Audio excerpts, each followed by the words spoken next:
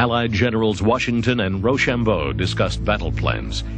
Washington wanted to attack Clinton's army in New York, but Rochambeau had another idea: take Cornwallis on Virginia's Yorktown Peninsula.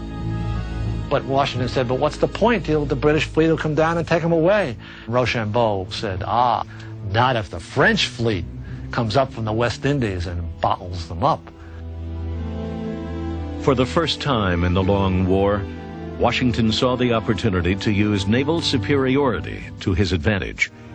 They sent a message by frigate to Admiral de Grasse in the West Indies. Acting autonomously, he made one of the most momentous decisions of the war. He decided he would take a gamble and come up, even though it was a hurricane season. He could spare them 6 weeks, that's it. Washington arranged for the transport of all troops to Virginia. He tricked Clinton into believing the Allies were heading towards his forces in New York, thus rendering him and his huge army inactive.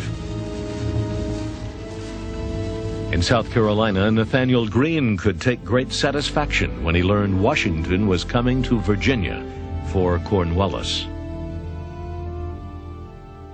We have been beating the bush, and the general has come to catch the bird. Nathaniel Greene. Not far from the Yorktown Peninsula, de Grasse met a British fleet on the open ocean off Chesapeake Bay, in the battle that won for the Allies their needed naval superiority. Washington marched down to Virginia, and bingo, the French fleet showed up, and they had Cornwallis in this beautiful little box at the end of the peninsula. I caught sight of General Washington waving his hat at me with demonstrative gestures of the greatest joy.